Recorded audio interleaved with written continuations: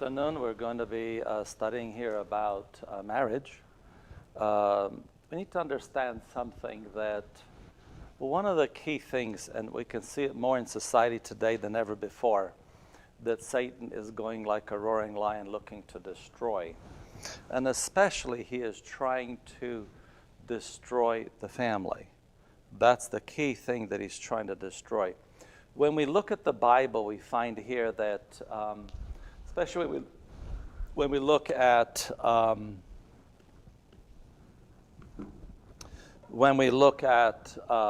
Malachi, and it talks about the time when, in the end, when the family is being destroyed. In Malachi 4, verse 5 and 6, it says, "Behold, I will send you Elijah the prophet before the coming of the great and dreadful day of the Lord." So we know that there is to be a coming of who? Elijah the prophet. And it's interesting when you're looking at the coming of Elijah, we often think of that in relationship to preparing the way of the Lord. But one of the things it says, "And he shall turn the hearts of the fathers to the children, and the hearts of the children to their fathers, lest I come and smite the earth with a curse." So here, the context here of Elijah the prophet, the coming of Elijah, is specifically associated with the restoration of the family. And it starts with turning the hearts of the fathers, the parents, to their children. So it's talking about the parent-child relationships. When we look at the New Testament, especially in the case of Jesus, as he was looking at the work of John, and in verse 7, it says, Jesus began to say to the multitudes concerning John, and this is speaking of John the Baptist. It says, "What went ye out into the wilderness to see? A reed shaken in the wind? But what went ye out for to see? A man clothed in soft raiment? Behold, they that wear soft clothing are in kings' houses." You didn't go there to find a man that's up there, a politician, a king, something like that, with fine raiment. What did you go there to see? "But what went ye out before to see? A prophet? Yea, I send to you more than a prophet." Notice it's interesting here. It's not just a prophet, but what? He was more than the prophet. And then it's interesting, verse 14. Verse 14 is interesting. It says, "And if you will receive it." What is "if you will receive it"? That means many people did not receive it. So they could not understand. But if you will receive it, this was Elijah. Yeah, this was Elijah. So John the Baptist was Elijah. But only if you will receive it. If you don't want to receive it, it'll be something else. You identify him as something else. But if you are willing to accept it, this was John the Baptist. This was Elijah the prophet. Now, when we're looking at Elijah the prophet, keep in mind, what was Elijah supposed to do? To prepare the way, yes?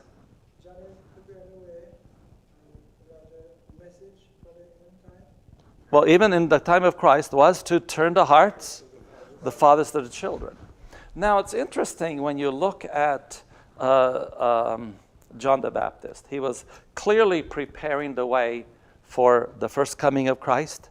And God's people are to prepare the way for what? For the second coming of Jesus Christ.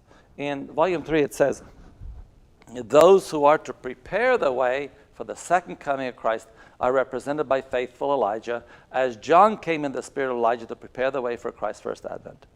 So in reality, if we want to understand how we are to prepare the way for the second coming of Christ, we need to study both Elijah, the life of Elijah, and who else? John the Baptist. Both of them, you have to study both of their lives to understand the issues that will be coming in the last days. So, they all received persecution. Elijah escaped. Jezebel, she tried to get a hold of Elijah, but slipped her hands. Okay, ended up actually not dying. John the Baptist had a little different fate. He was actually a martyr. Okay, he was martyred. Why was he martyred? But which truth?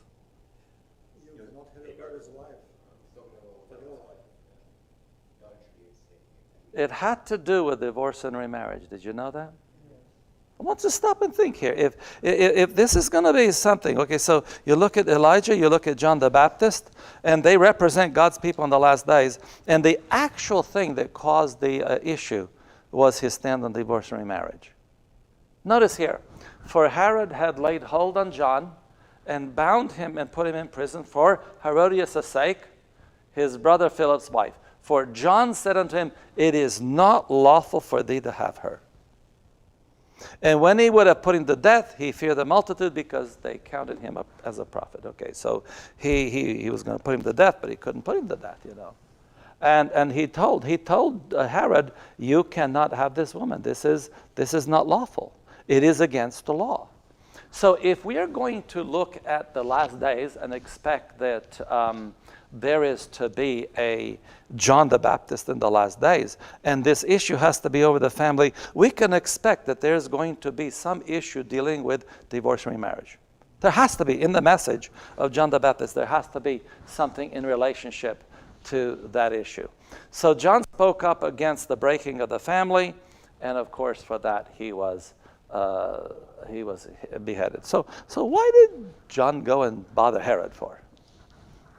You know, let's understand this, okay? Because, I mean, a few minutes ago we were talking about the mayor of Toronto. Did you guys go to the mayor of Toronto and talk to him about his relationships there? Before he resigned and all this? Did you guys go there? Why not? Why did John the Baptist do it? They were having a Bible study, maybe. Well, John, This is an important issue here. the thing is that John was from in the womb, the Holy Spirit was striving with him. Yeah, but why did he go to Herod? Why do you go and go to the king? You go to the king over there and tell him, excuse me, I mean, come on. Well, church and state was separate at that point. Let's find out. This is a really important reason why, okay? So, listen to this. This is early writing. This is a very interesting statement. Herod was affected as he listened to the powerful, pointed testimonies of John, and with deep interest he inquired what he must do to be his disciple. You see, the case here with John the Baptist, he wasn't going looking for trouble. Herod actually came and listened to John the Baptist. And then he said, That's what a Bible study. What? I read this before. His disciple? which means, Want to be a follower. in other words, baptismal class. See, he was requesting baptism. Because to be a disciple, you have to be what? Baptized. So John the Baptist wasn't going around looking for trouble. He wasn't bothering people who were doing their own thing. He didn't go to Pilate or to whoever else was there at the time. He wasn't going to these people. He was over there in the wilderness, and Herod came to hear, and he says, wow, this is a message. Can I be baptized? So did John the Baptist tell him that he had his marriage was wrong? Is that what John the Baptist told him? You cannot have that woman. Why did he tell her that? Because he's following the commandment. I want you to listen to this. Yeah, it was against the commandment, but see, let's look at this carefully, okay? Because it goes along with something we mentioned this morning. John was acquainted with the fact that he was about to marry his brother's wife. Oh, wait a minute. Before or after the marriage? Before, sir. Yeah. Because if she was unmarried, then. That's a done deal. So notice here, the issue here was the fact that he was about to marry his brother while her husband was yet living, and faithfully told Herod that this was not lawful. And I can guarantee you that the husband probably was doing adultery himself already by then, okay? That's the nature of those kings back then, you see. So, but he was about to do this. This is not something that he had done and said, this is wrong what you've done, go correct it. No. He was about to do that while her husband was yet living. And he told him, you want to get baptized? Guess what? You can't marry that woman.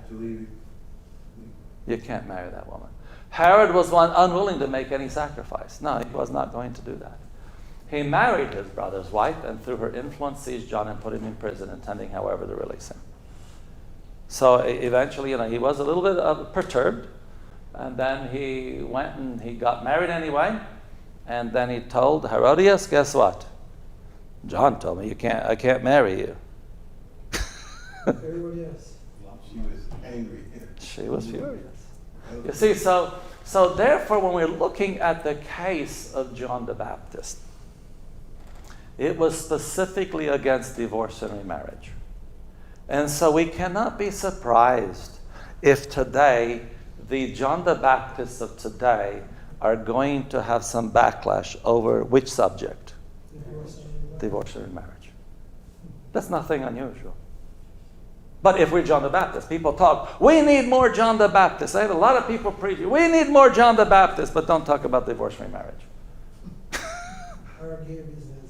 Yeah, but the fact is, if you're going to talk about John the Baptist, you can't avoid discussing what?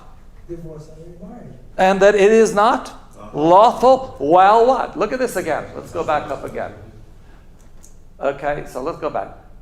John was acquainted with the fact that he was about to marry his brother's wife when? While her husband was yet living. This was the issue. That was the main issue. And that's why he lost his life. And that's why we can expect that in these last days, as we're preparing for the second coming of Christ, that the Elijah people are going to have a message that causes a lot of stir on the subject of divorce and remarriage. So, as we're looking at this, as people are preparing for baptism, it is important for us to address topics that are not always convenient. You have to, because this is the message that we have. Okay, so let's look at our work as a whole. So before going right into the subject, I want us to look at our work, the general work of the Elijah people.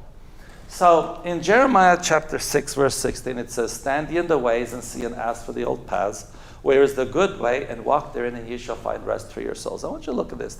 So number one, we're to stand what? In the ways. Which ways?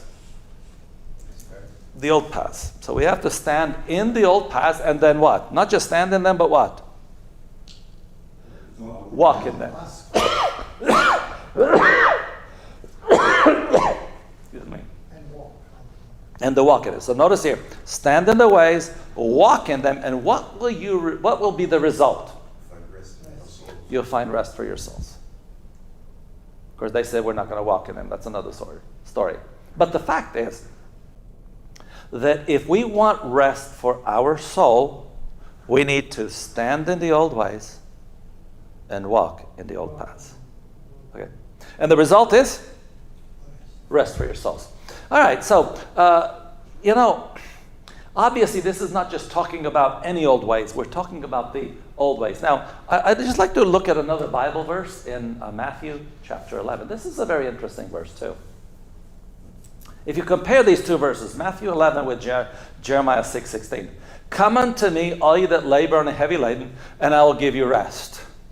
Take my yoke upon you, and learn of me, for I am meek and lowly in heart, and ye shall find rest. Oh, rest unto your souls. For my yoke is easy and my burden is light. Okay, let's look at this here now. So we find here, Jesus says what? Come unto me. And then what? You will give you rest. To whom? Huh? And I will give you rest. Who's that a heavy laden? It doesn't get. A lot of people are heavy laden. They come to Christ and they don't get rest. Notice there. He continues. Notice here. Come unto me, all you that labor and heavy laden, I will give you rest. When? Take my yoke upon you.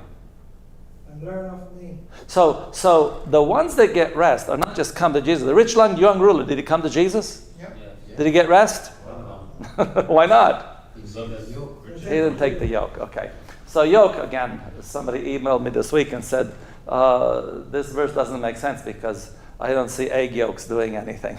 Well, it's not. It's dealing with that. It's actually designed for work. So it's the piece of wood that binds two oxen together to make them work. And so basically we are yoking up together with Christ. That's what we're doing. And he bears the load.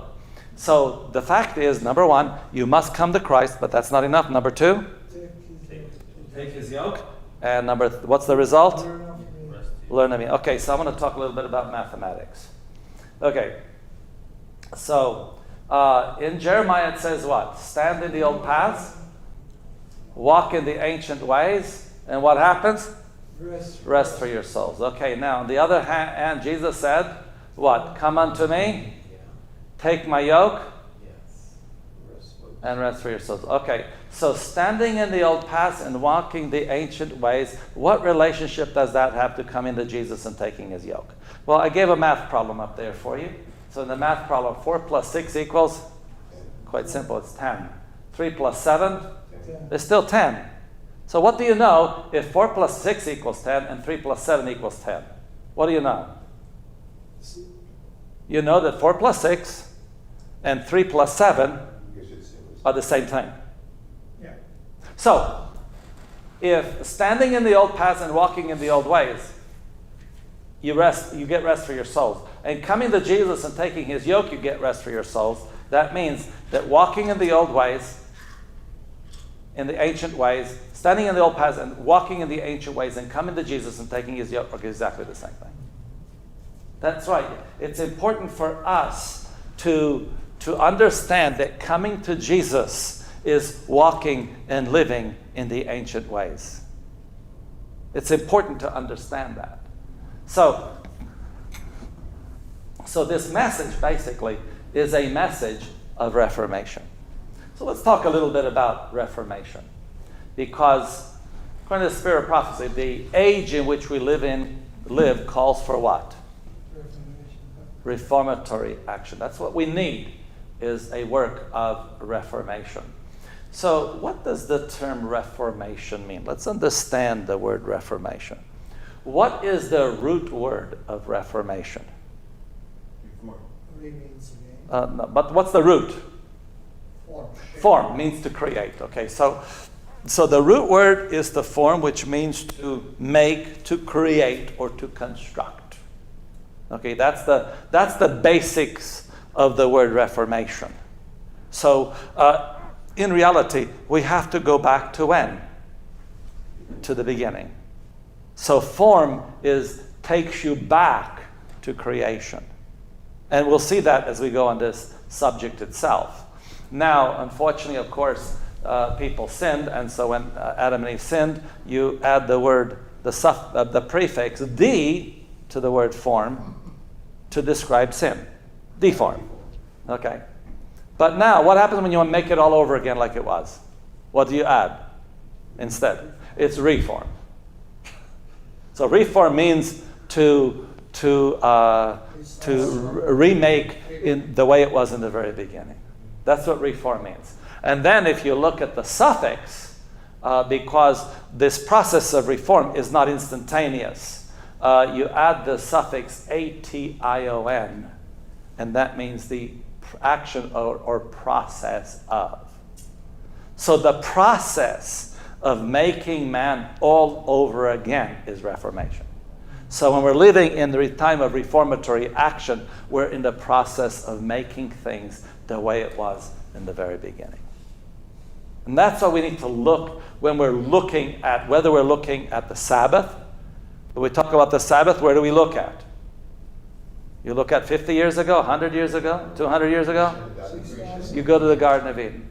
When you're looking at diet, do you look at diet 100 years ago? Garden of Eden. When you're looking at marriage, you got to go back to the Garden of Eden. Especially nowadays. Yeah. So again, that's what we're looking at. So we always have to look at the thing that is going right back. And it's interesting in Australia.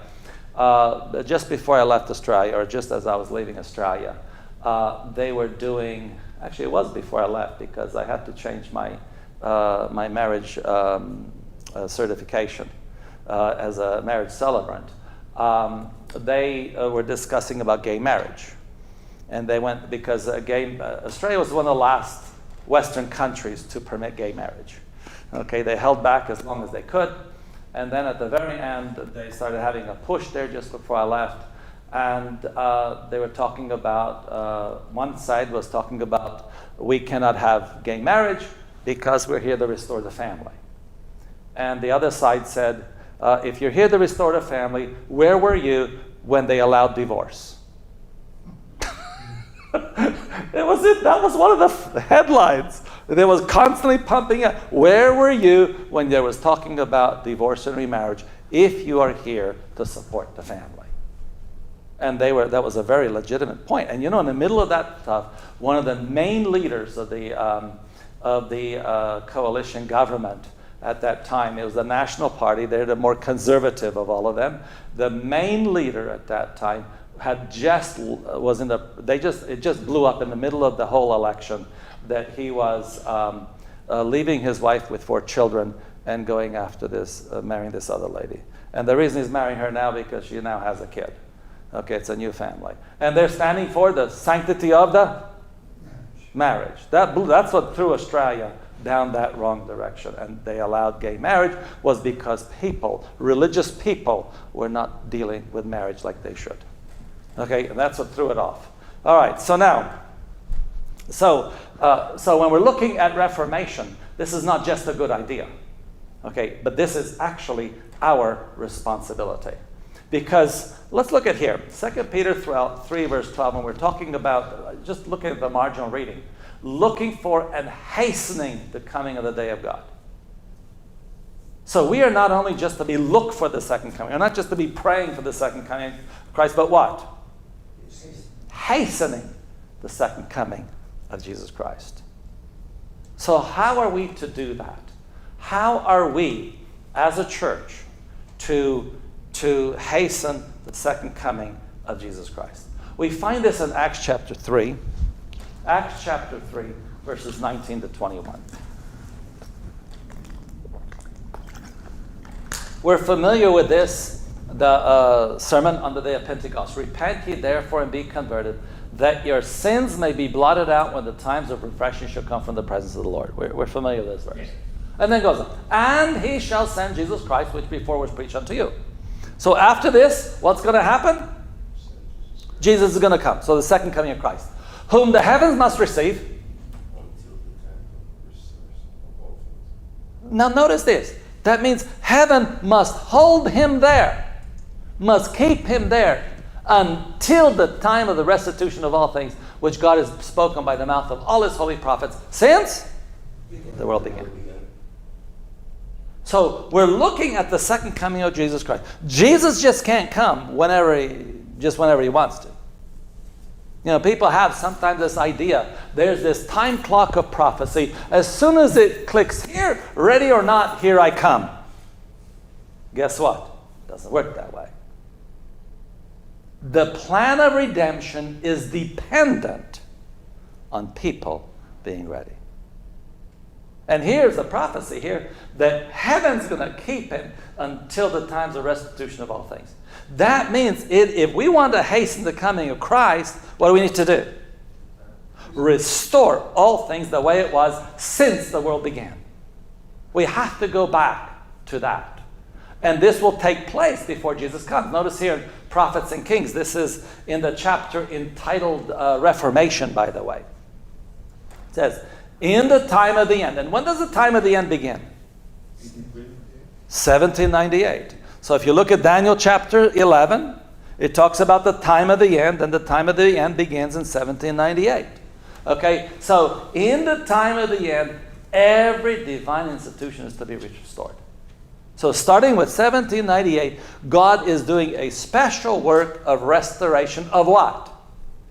Every divine institution. Notice here, every. It does not say the divine institution, but what? Every. The rest of the verse. This is the last book that was published. And it was published, she prepared it just before she died. It was published right after she died. And what Adventism had restored up to that point was the Sabbath. And so she mentions in the rest of the paragraph the Sabbath restoration. But here it says what? What's the word? Every. So now, every divine institution needs to be restored. And whenever we in Adventism talk about restoration, we talk about the Sabbath. That is something that we promulgate. But did you know that Sabbath has a twin? Did you know there's twins actually born? So when we're looking at the God's plan of restoration, the Sabbath actually has a twin. And notice this statement here from Mount of Blessings. Speaking of Christ, Christ referred them to the blessed days of Eden when God pronounced all things very good. Then marriage and the Sabbath had their origin, twin institutions for the glory of God and the benefit of humanity. Here were twins. And this twin has been neglected. You hear all the time, Sabbath, Sabbath, Sabbath. Oh, not done by the papacy and all this stuff. And then we take people where? On the Sabbath? To the Garden of Eden. But once you get to the Garden of Eden, you got to address the twin. You have to address the twin in that scenario. You can't leave the twin out of the picture. What does twin mean? Equality. They're equality. Okay. Actually, when there's when you have twins born, who actually has a preeminence in the family? Firstborn. So which one's the firstborn? Sabbath. Humans later. When was Adam and Eve married? Day 6. Yes, Friday evening. yeah. And when was the Sabbath created? After. The marriage happens to be actually a little bit older than the Sabbath. They are born there, but at the same time, Adam and Eve welcomed the first Sabbath. And the Sabbath was made for them. The Sabbath was made for Adam and Eve, which was made for them. So when you're looking at the whole biblical perspective, the Sabbath is made for a married family. And that's why marriage is there. It is an important aspect of this whole thing. So when we're looking at John the Baptist in the last days, the Elijah people, if we look at this statement there, we can find that Elijah people clearly has to be dealing with a restoration of the Sabbath. Don't misunderstand me. Sabbath is important. It has a very important place. But we cannot neglect the twin in this discussion of restoration.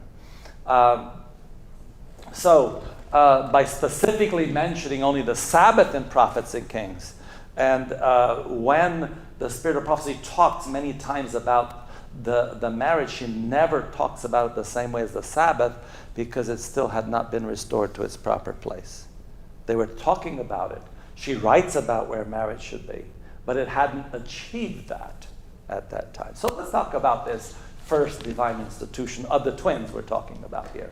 Of these twins, in Genesis chapter 1, and God said, let us make man in our image, after our likeness, and let them have dominion over the fish of the sea, and over the fowl of the air, and over the cattle, and over all the earth, and over every creeping thing that creepeth upon the earth. So God created man in his own image, in the image of God created he them. So who was created in the image of God, man or woman? Man. Can you read verse 27? Them. So God created man in his own image. In the image of God created he them. Both man and woman are created in the image of God. We need to understand that. And God blessed them, and God said unto them, be fruitful and multiply and replenish the earth, and subdue it, and have dominion over the fish of the sea, and over the fowl of the air, and over every living thing that moveth upon the earth. So we find here that there is a special work that God gave. He created them in his image, and he gave them dominion over the world. And dominion does not mean abuse, as we were just discussing a little bit earlier. It does not mean abusing animals. It means caring for them. It means taking care of them. So God's these verses show clearly God's plan in marriage, that God made man and woman, and they two were to become one. And when you look at the Garden of Eden, there was no provision for divorce. There was nothing of that nature. When we look at divorce, it clearly comes in as a result of sin. That's when that comes in. And we'll take a look at this as we go through this. So because the marriage institution had been perverted, so all the way through for the first 4,000 years of this earth's history, the Sabbath was messed up. Even the Jews, they kept the Sabbath, but they kept the day, but they tortured everybody on that day. They didn't keep the Sabbath, okay? And so when it says here, Jesus came to our world to do what?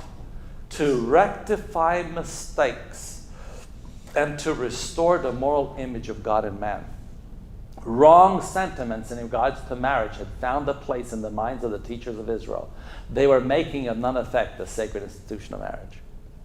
So a lot of people, when they're studying the Bible, they're looking at trying to bring up how things were done in the Jewish economy in the time of Christ and trying to uplift as if what the Jews did, that was the right way. Excuse me? They had messed up the institution of marriage completely. And so Christ came to rectify it because they were making of none effect the sacred institution of marriage. Man was becoming so hard-hearted that he would, for the most trivial excuse, separate from his wife. Or if he chose, he would separate her from the children and send her away. This is considered a great disgrace and was often accompanied by the most acute suffering on the part of the discarded one. So rules came in that man had everything, and for every little thing, any little thing, he can separate from his wife, separate from the children. And you know, when I hear people talk about the good old days, they talk about the good old days when a man could do whatever he felt like it. Excuse me? That was not the good old days. Okay, the good old days actually were when? In the Garden of Eden. Garden of Eden, when sin did not create those issues. So let's take a look a little bit here about the reformation that Christ made. You know, when we look at Jesus Christ, what did he come to do? Not only with this institution, but other institutions as well. In the book Adventist Home, it says, Christ came to correct these evils. And his first miracle was wrought on the occasion of the marriage. Thus he announced to the world that marriage, when kept pure and undefiled, is still what? Is a sacred institution. So he corrects these evils, and then he goes to and performs his first miracle on the occasion of a marriage. You know, sometimes I hear people telling me, oh, it's wedding receptions and all this stuff, such a waste. And Jesus actually went to a marriage reception, and it wasn't just one evening. It was for days. And he came and blessed that institution and the celebration that was together. So we find here in Mark chapter 10, we find that the Pharisees, they weren't happy with Jesus and what he was saying. So they asked him a question. The Pharisees came to him and asked him, is it lawful for a man to put away his wife, tempting him? Okay, can I divorce my wife? Can I do that? And he answered and said unto them, what did Moses command you? So he said, what did Moses tell you to do? Okay, and what were they eager to do? And they said, Moses suffered to write a bill of divorcement and to put her away. Yeah, Moses said we can write a bill of divorce, just right here, divorce it, here you go, and go. And Jesus answered and said unto them, why? For the hardness of your heart he wrote you this precept, but from the beginning of the creation of God he made them male and female. So Jesus says, yes, Moses has that in there. You see, that's in the law, and you can write it. You can actually read it. Read it where? In the Bible. You can read it in the scriptures. You can read there that you can divorce and remarry. That was written there by Moses. And Moses was who? He was the great lawgiver. And we're going to understand a little bit more about Moses shortly. But just from this, we can understand that Jesus says, yeah, that's why he did it for the hardness of your hearts, but what? We need to go to the original document. We need to go, not to all these exceptions and everything else, but we need to go to where? to the original. You know, when you have a question on something, what do? You look for the original document. You know, I've had many times, I'm going through different things, and they tell me, oh, here's this document. So I want to see the original. I want to just see what the original says. And you know how many times I find the original is just different enough to make a big deal. You get the original document, that's the original document.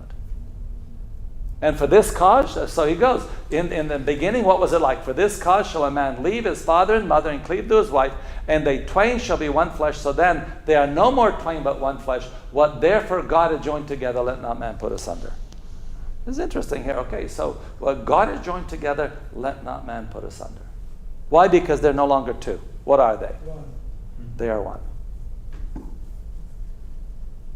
You know, so this piece of wood here, you know how they make a big piece of wood like this to go that long? Oh, this one doesn't have all the wood all the way down here, but inside here, you're not going to have one piece of wood this wide. To have a piece of wood this wide is going to be very expensive. So what do? They make them one. So they glue it, they put all these little stuff inside there and sand it down and everything else. Okay, now that it's one, what do you do when you rip it apart? It's going to be destroyed. It's not going to be ripped and now you have those same two pieces again. It's never going to do that. It's now totally something there. And that's why God says, what God has joined together, let not man put asunder. And of course, in the house, the disciples asked him again the same matter. And they said, hold on, Jesus, what are you talking about here? You know, we're not used to this. And he said unto them, whosoever shall put away his wife and marry another committeth what? Adultery against her. And if a woman shall put away her husband and be married to another, she committeth what? Adultery. It's quite simple here. So if you divorce and remarry, what is that? Adultery. That's adultery. That's what Jesus said here very clearly. Is that clear? All right. So if a man divorces his wife, marries another, it's adultery, and vice versa. The same thing happens. In either case, the guilty spouse is pointed out here. So, of course, now a lot of people, but what about the innocent party? Let's evaluate here the innocent party. Of course, in my experience as a pastor, I've been doing pastoral ministry now for over 40 years. And, you know, all these years, when I run into problems in marriage, guess what? It's not innocence. Both have been involved. You know, I've had one committed adultery. Yes, I've had that many times. One actually commits adultery. But, you know, I've seen emotional torture. I've seen a lot of issues that led to that. It's not just the adultery. But the question is, does the innocent party have the right to remarry? That's the big question here.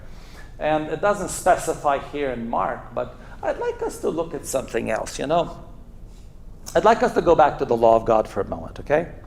And these verses here are very clear. These verses we are familiar with Adventists. Whenever we talk about Sabbath Sunday, what do? We pull out these verses here. So let's take a look. And the Pharisees also, who were covetous, heard all these things, and they derided him. And he said unto them, Ye are they which justify yourself before men, but God knoweth your heart, for that which is highly esteemed among men is abomination in the sight of God.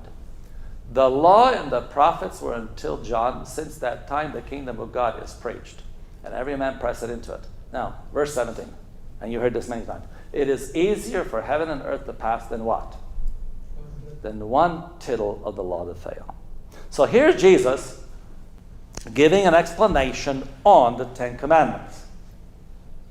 And how valid are the Ten Commandments? How valid? Heaven and earth may pass, then one even little piece of the law to fail. Is that clear? And we use this quite frequently. Okay? Then Jesus illustrates that the law, it's easier for heaven and earth to pass than one tittle of the law to fail. It's verse 18. Do you know what illustration he uses that the law cannot be changed? Do you know what illustration he uses in verse 18? Now let's look at this verse. So here it is. The law cannot what? Fail. And again, as Adventists, we're used to talking about the Sabbath Sunday. We tell people, oh, no, not Sunday. Why? Because the law cannot be changed. Heaven and earth can pass away, but not one tittle of the law to fail, right? So now let's look at the illustration. This is the next verse. Many times we read the verse, we don't read the next one. Whoever putteth away his wife and marrieth another commits what? Okay. So a man puts away his wife, marries another, what is he? Is his wife an innocent spouse? Yes. But now notice this. And whoever marries her that is put away from her husband? Oh, wait a minute now. Hold on. What is this?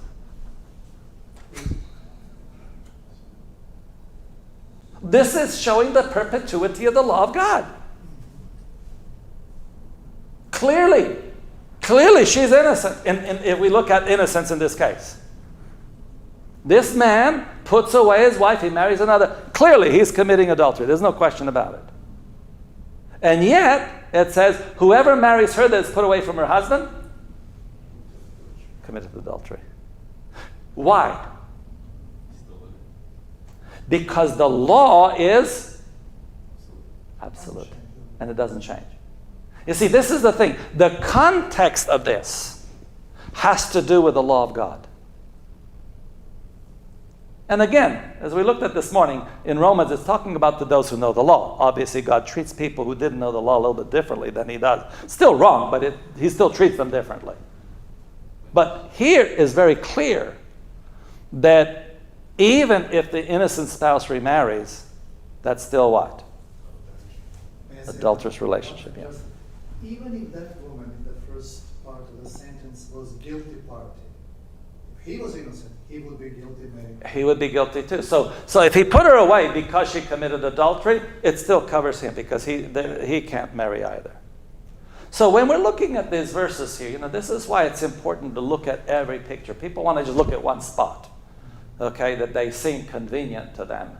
And yet here is very clear that the law is eternal.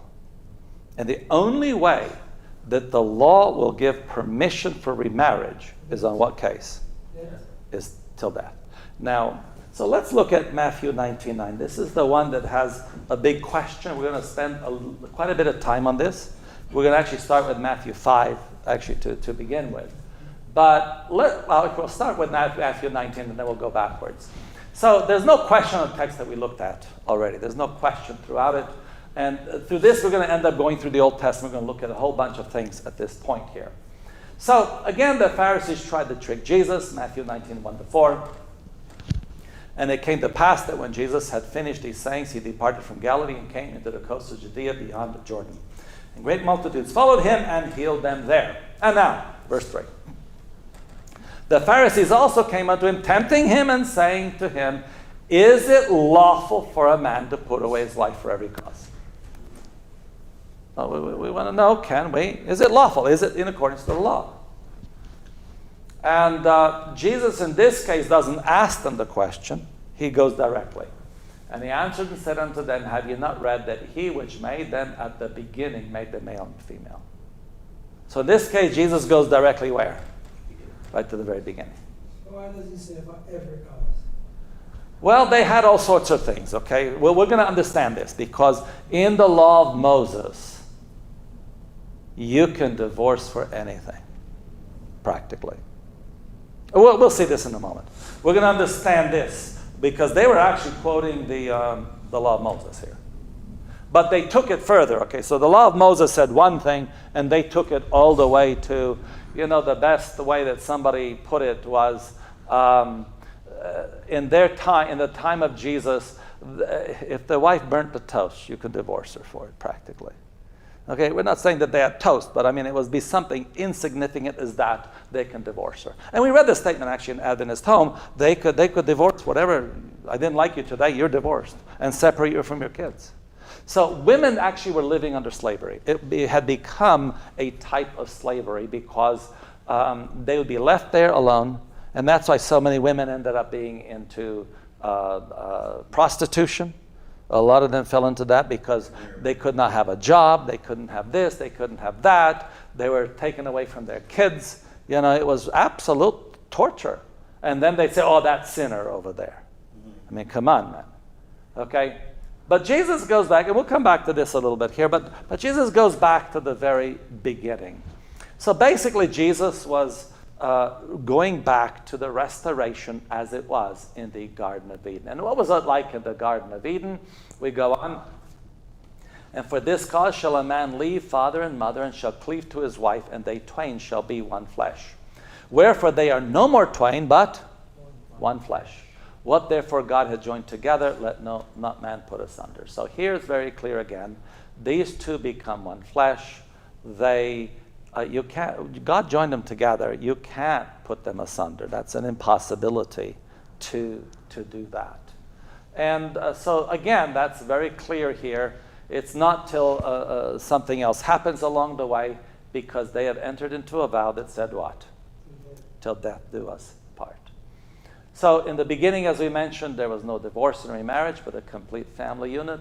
And of course, the Elijah people have a responsibility to restore that family unit. Let's just for a moment, let's just talk about divorce for a moment. We need to understand what view we need to have about divorce itself. So how do we view divorce? In Malachi chapter 2, and keep in mind that Malachi 4 is the culmination that says what? Talks about the Elijah. Okay, so Malachi is talking about issues there that need to be restored. You have the tithing system in Malachi. You have the marriage here you're going to see in Malachi. You have the investigative judgment in Malachi. I mean, there's a lot of things in the book of Malachi.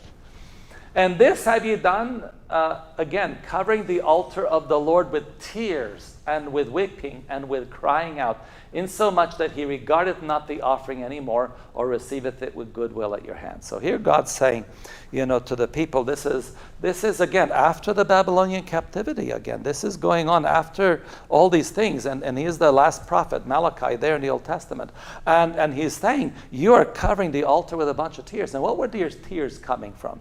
Where was this coming from? It goes on, and you say, why? Why, Lord? We're trying to be faithful to you, and you're telling us we're doing something bad. We're covering the altar with tears. And he says, because the Lord had been a witness between thee and the wife of thy youth, against whom thou hast dealt treacherously. Yet is she thy companion and the wife of thy covenant. It's interesting here that you're doing this against the wife of your youth, you have dealt treacherously with her, and we're going to see in a moment that treachery is divorce. And yet she is still what? She's still your companion. She's still the wife of your covenant. It's an interesting thing here that God says in Malachi. And did not he make one? Yea, yet had he the residue of the Spirit. And wherefore one? That he might seek a godly seed. Therefore take heed to your spirit, and let none deal treacherously against the wife of his youth. So the reason here, because God is looking after the children. The children suffer a lot through divorce. You're looking at all these things. You hear all these things over and over again. And the kids are the ones that suffer, probably the most in regards to a divorce. And then he goes on. For the Lord, the God of Israel, saith that he hateth what? Oh, what's another word for putting away? Divorce. Oh, so God what? What should we teach as a church? That we hate divorce. Can you understand that? That's a tough thing today. But that's John the Baptist. That's normal. That's a normal thing. John the Baptist's message is that God hates divorce. Why? For one covereth violence with his garment, saith the Lord of hosts. Therefore take heed to your spirit that ye deal not. So what is treachery? Divorce. Oh, this is the message that God has in the book of Malachi. We got to understand something in regards to the sanctity of marriage.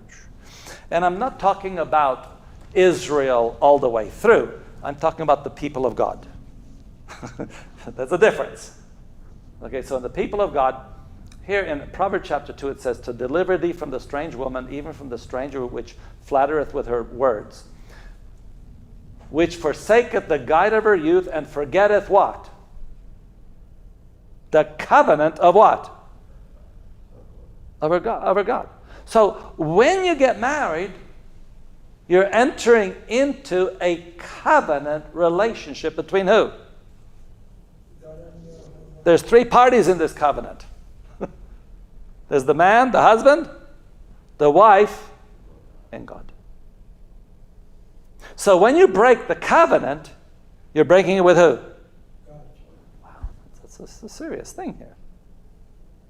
This whole issue is getting serious. That's what marriage, when we're looking at marriage, it's just not those two individuals there. And this is why, when a young couple is getting married, we need to give them serious instructions on marriage. This is not just something between you and two. You two decide. I decide what I want. Yeah, well, it's not just between you two. You're entering into a covenant relationship with God. Of course, these Pharisees, come on, man. It's amazing. And I see this today, And they said unto him, oh, but we believe in Moses. I see this today, I've had so many times I've had to study with people, and they don't want to hear anything about spirit prophecy. No, want to hear from the Bible. Don't want to hear spirit prophecy. No. And they teach them from the Bible. Oh, but Sister White says. Excuse me. Come on. Sister White says all of a sudden. When did you believe in that? Come on. Suddenly you believe that? I remember years ago I was having a meeting. It was in Tennessee. I was living in Tennessee, so it was in the other part of Tennessee, eastern Tennessee. And as I went there to the meeting there, before that, they wanted to have they want to debate, but I was going to make sure it's a discussion, we're not going to get into arguments. I was not going to go there to argue. But before I went there, I wanted to understand their subject a little bit more, so I got their book, and I read the book. The authors of the book were going to be the ones there discussing it. And I read the book there, and I sent a message back. I have no problem discussing the subject, but no spirit of prophecy. So what do you mean, no spirit of prophecy? I said, no, I don't want to use the spirit of prophecy at all. He said, but Peter, I thought you believe the spirit of prophecy. I said, I do, but they don't. They sit there. They actually wrote that from this date on, she was not inspired. Before that, she was inspired, but from this date on, she's not inspired. I'm sorry. You're not going to sit here and do what? Yeah, nitpick. You want to pick what you want? I said, no. You want to use spirit of prophecy? Fine, let's use all of it. You don't want to use all of it? Let's stick to the Bible. I'm comfortable with either one. And during the meeting, he'd go out there and he says, he grabs the spirit of prophecy. You won't let me use this, would you? I said, nope. I have no interest in discussing that, okay? If you're dealing with a New Testament Christian, you're not going to waste your time dealing with the Old Testament. And then if he brings an Old Testament statement, I'm sorry, you either accept it or you don't. And here these guys, all of a sudden, they have Moses. They disregard Moses all the time. And now, they said, why did Moses then command to give a writing divorcement to put her away? Well, now we believe Moses all of a sudden. Well, let's look exactly what Moses said.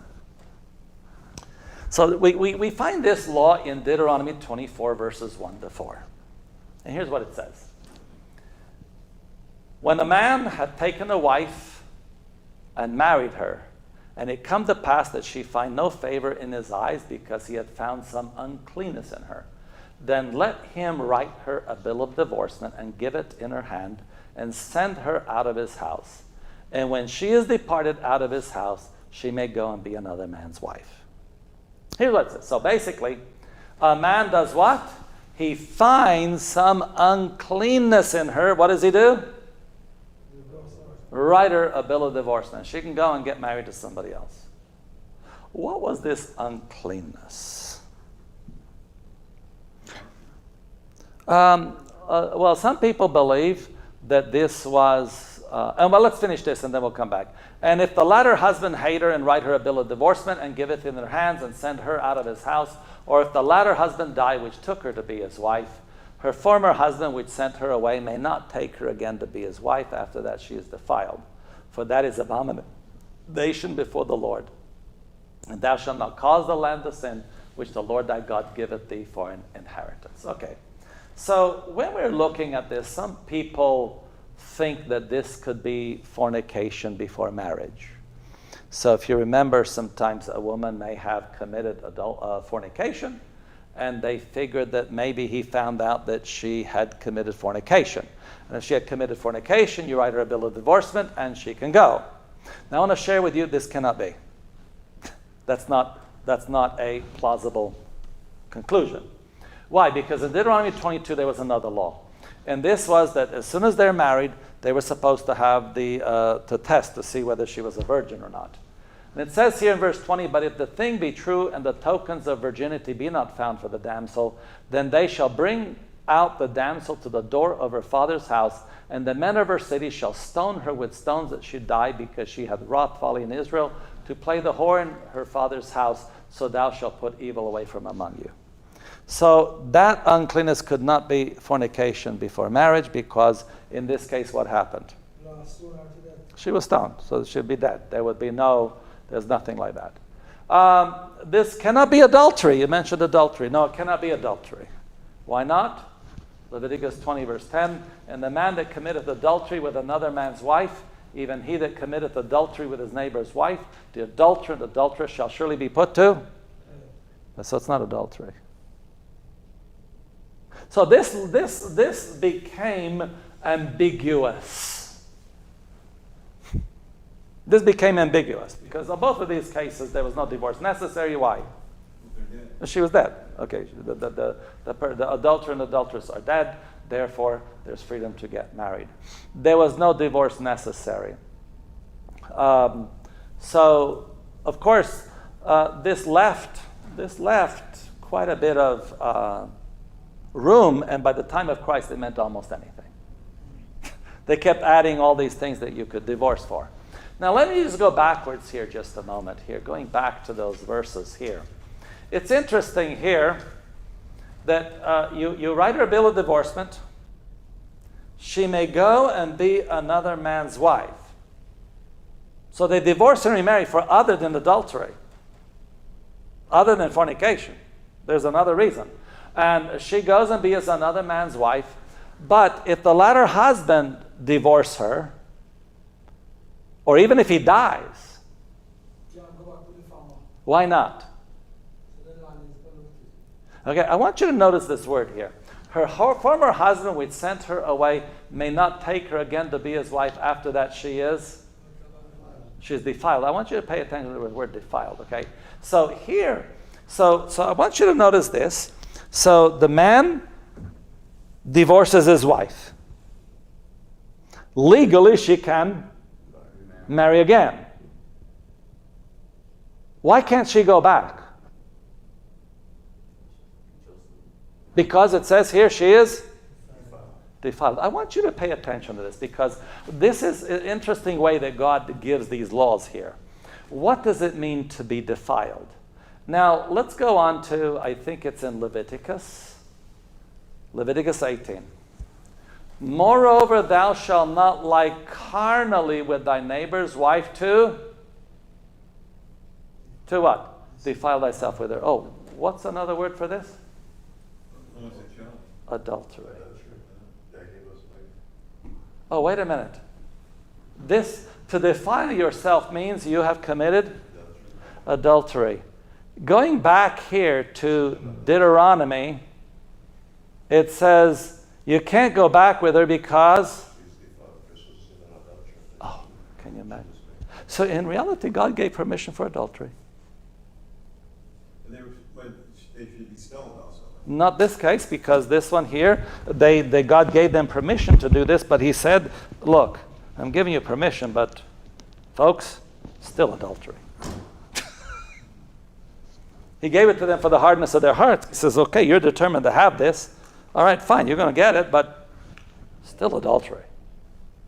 Okay? So this here, this permission by Moses was still adultery, and that's why Jesus could say, for the hardness of your hearts, he gave it to you. In other words, that's not the will of God. So you can't sit here and use that as a reason. In reality, it was permission to sin. Now, why does God give permission to sin? It's quite simple. Let's look at Ezekiel chapter 20. Somehow it knocked out again here. I don't know. Somehow knocked out. So I'm still using it up there, but I don't know why it here. Control it from down there? Or Huh? you can control it? Yeah. Well, I did. Your screen time up? No, I put screen time no, so I did not let it die. I put permanent. Try now?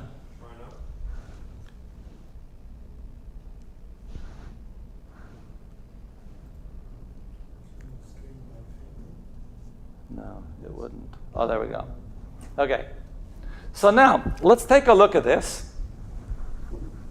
So here in Ezekiel is really interesting here. It says here, because they had not executed my judgments, but had despised my statutes. This is talking about the children of Israel in the wilderness. Read the whole chapter. It's about the in the wilderness experience.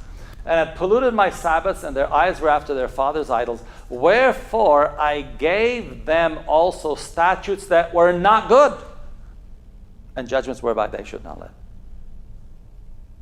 They determined to have evil, so God said what?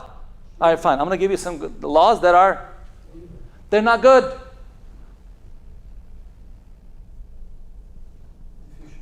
This is why Jesus answered. He said unto them, Moses, because the hardness of your heart suffered you put away for your wives. But in the beginning it wasn't so. Yeah, Moses wrote it. Yeah, it's in the law. You can find it written down by a prophet of God, by the lawgiver. The one, when I say to the law and the testimony, it's speaking about the first 5 books of the Bible. We're talking about the big man Moses. But yeah, there are some things that he wrote there because of what? The hardness of your hearts. And so basically, Christ takes you back before there was divorce and remarriage. But keep in mind, who gave the law in Deuteronomy? Moses or God? God did. Moses just wrote it down. Okay, Moses, yeah, here, God said this, God said that. And I'm sure sometimes Moses wrote this, God, are you sure? Yeah, hardness of the hearts, man. Just be patient. You got to write this thing down. It's interesting in Ezekiel 14 how God works. Then came certain of the elders of Israel unto me and sat before me. And the word of the Lord came unto me, saying, Son of man, these men have set up their idols in their heart and put the stumbling block of their iniquity before their face. Should I be inquired of at all by them? So here comes the elders of Israel to the prophet and sit there next to him and says, all right, prophet, we want to hear some answers from you. And God says what? They're going to ask me some questions. So here's what he says. Therefore, speak unto them and say unto them, Thus saith the Lord God, every man of the house of Israel that setteth up his idols in his heart, and putteth the stumbling block of his iniquity before his face, and cometh to the prophet, I, the Lord, will answer him that cometh according to the multitude of his idols. Now you're going to come and ask the prophet something else, and you have idols in your heart, God's going to answer you just according to your idols. And this is what happens to us today too. You know what people get out of the Bible? You know why there's so many denominations out there? They come with idols in their heart, and they see what they want to see. They want to see something, I want permission for this. Okay, you'll find a permission for that. You'll find permission for all sorts of things. Sometimes you got to stretch it really far to make it say that. But you're going to find it because you want it. You have an idol in your heart. So, what were the results of these idols? Notice the next verse. That I may take the house of Israel in their own heart, because they are estranged from me through their idols. And so, they kept getting permission for this, permission for that, until they ended up in Babylonian captivity. They were destroyed. And right there, Ezekiel is writing them in Babylon. And if you don't watch out, if you don't pay attention to this, they ended up in Roman captivity. That's the result. So before we go to verse 9, I want to go to Matthew 5. Okay, so we're going to come back to Matthew 19:9 in a moment. But I want us to understand Matthew 5, because a lot of times, even in the Spirit of Prophecy, Matthew 5 is quoted. and people misunderstand Matthew 5. Okay, so let's understand Matthew 5. It had been said, whosoever shall put away his wife, let him give her a writing of divorcement. Okay, this is what we just read, right? Moses wrote that, okay? Now, but I say unto you that whosoever shall put away his wife, saving for the cause of fornication, causeth her to commit adultery, and whosoever shall marry her that is divorced committeth adultery. Now let's evaluate this for a moment here. So I'm going to read this again, but I'm going to remove a section, just so we understand the thing, okay? We're going to put the section back in a moment. So here's the whole verse, verse 32. Now, see, saving for the cause of fornication. I'm going to remove that for a moment, understand the main crux of the meaning of it, and then we'll put it back in, okay? So you can understand what we're exempting from. Because sometimes reading the exemption there, we get confused with what the main issue is. So let's look at what it says. But I say unto you that whosoever shall put away his wife, causeth her to commit adultery. And whosoever shall marry her that is divorced committeth adultery. Now, here's what it says. So what does it say? If you divorce your wife, what are you doing? You're making her commit adultery. Why? And she's going to feel lonely, and what's she going to do? Remarry. So by remarriage, what is she doing? And who caused it? Okay. And by the way, Doreen said this is very true today. Divorced women are very vulnerable and And it's they are vice seeking. versa. And vice versa, men too. So it happens both ways. I mean, I've seen both ways. Okay. So years ago, it used to be the men divorcing, and now women are divorcing. But you know, it's interesting that a lot of women who divorce, okay, who do a divorce, they were dumped before. You know, you look at their relationship. They're too young getting in a relationship. Okay, the guy dumps her for another woman. She determines never to get dumped again. So what does she do? She dumps first. And so she dumps the guy. She finally gets married to a guy. He thinks this is going to be it. And guess what? She's got to do what? She's got to divorce him first. So what about the case where she dumped him first, the first marriage? Huh? What about the case where she dumped him for the first marriage? What about the marriage first? Yeah, but sometimes it's been, she was a girlfriend to somebody that dumped her earlier on. And you usually find them when they're young. They're young teenage girls, 14, 15, they start getting a relationship, sometimes even younger than that. And next thing you know, she's living with this guy, everything else, and he's out there already talking with another girl. And that creates that. And then he does that, and it all gets a mess. Yeah, it does. It's all messed up. I mean, I'm saying it's all messed up today. And I've seen it just so messed up. And so, but the fact is here, Matthew 5 is not giving permission. It's just stating that when you divorce a woman, what are you doing? And again, it's using the woman here, but it does refer to the other way around. Okay, so it's not just like that. Causeth her to commit adultery. And of course, the result, whoever marries her that is divorced does what? Commit adultery. Now, let's put in the exception clause there. Let's go back here. So, if you divorce your wife, you cause her to commit adultery. But what if she committed adultery first? Yeah, but you're not causing her. So if you divorce a woman who has committed adultery, you're not causing it because she already did it. So if you divorce her before she commits adultery, you're causing her to do it. But if she did it already, It says fornication. fornication, if you look at the word, it's immorality.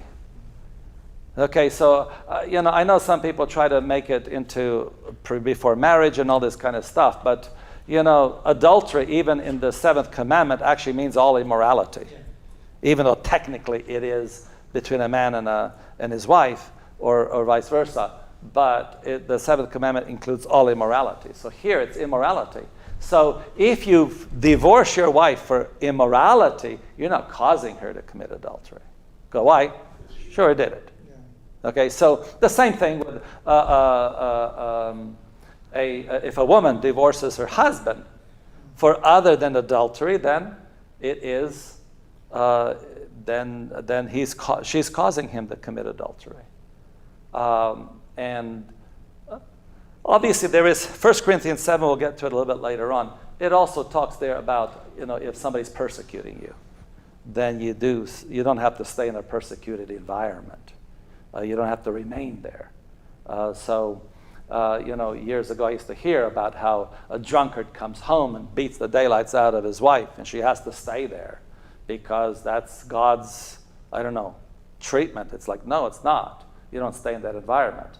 Today, a lot of women, they don't beat up the husband, but they do emotional damage.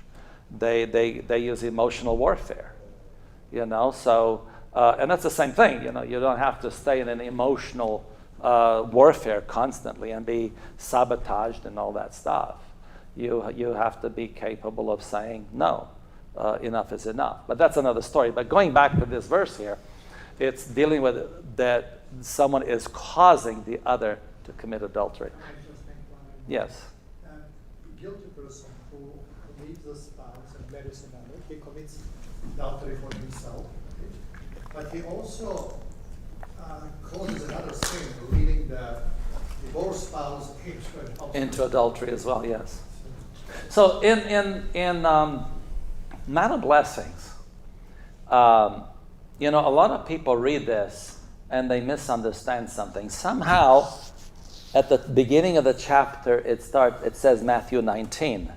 And I think I looked up the original. The original never had Matthew 19 in there. But the actual quotation here still is not Matthew 19. It says, among the Jews, a man was permitted to put away his wife for the most trivial offenses. And a woman was then at liberty to marry again. This practice led to great wretchedness and sin. Okay, now, in the Sermon on the Mount. When's the Sermon on the Mount? Matthew 5, not Matthew 19, by the way. It's not commenting on Matthew 19. It's commenting on Matthew 5. Okay? In the Sermon on the Mount, Jesus declared plainly that there could be no dissolution of the marriage tie except for unfaithfulness to the marriage vow.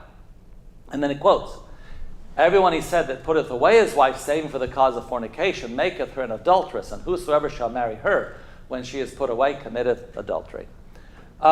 Keep in mind here that it is the dissolution of the marriage vow is not giving permission to remarry. Notice here, if a man puts away his wife, other than fornication, adultery, makes her what? So the word fornication is the same adultery? Fornication in the New Testament, if you look at the word porneia, it is used throughout the New Testament to include a lot of other sins. So in this case, what does it mean? Immorality is what the best way I could look at it when I'm looking at all the verses is immorality. So it could be premarital, but doesn't have to be. No, it doesn't have to be. It's any type of immorality. In this case, sexual. Sexual immorality. We're talking about sexual immorality, yeah. No, we're talking about sexual immorality. So it could be that you find out, but it has to be quite soon. If you find out, you got married and you find out that your wife had been committing fornication, then you can... Pornography? Huh? Pornography? No, it could be pornography. It could be a lot of different things. So you got to look at all of that and see. But the fact is that it's dealing with immorality. And so she's talking about here the dissolution of the marriage tie, but it's not giving you permission for remarriage. It's just giving permission for separation. Because notice here, regardless of what happens, and even when we read in the other verse, in Luke, what was it? The man divorces, remarries, she's the innocent one, but if she gets remarried, it's what? It's still adultery. So it's giving you permission for the separation or divorce, because today separation is not, separation doesn't give you the protection sometimes, because you just separate, and many times the spouse can put you into financial disaster by raking up all sorts of bills, and you have to pay for it. You end up having to be tied down with it. And so the only way you can do that is actual divorce. There are some states in the United States where you can get a separation, and that separation separates all your finances and everything. And you can do that. It's more costly, actually, to get a separation than a divorce in those cases. So this here, so far, doesn't give you permission to remarry. So now,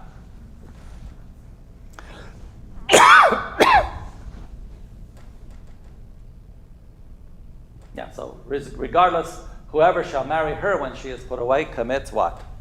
Adultery, regardless of each of the case. So now, we now go to Matthew 19:9. I want to ask a question before. If a person has been married twice, and they're married to you now. And marry what? To you now, yeah. Let's say a woman married to two men before, and then she marries to me. If she divorced me now, how that's done? Would I rightfully be her husband because she was married before, her husband's still alive, but the first two still alive, but she married to me? Depends on again, keep in mind, it depends on what status are you with the truth. Once you know the truth, you've been married to her. So that was your marriage. You came in. Once you know the truth, before you got married or after you got married? No, after you got married.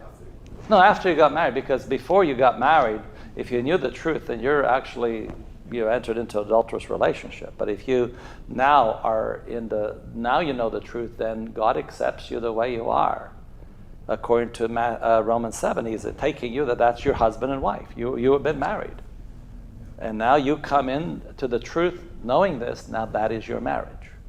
Now if you got divorced, Now you have to wait till she dies. That's what it says. Okay, so now let's just move on. So Matthew 19:9,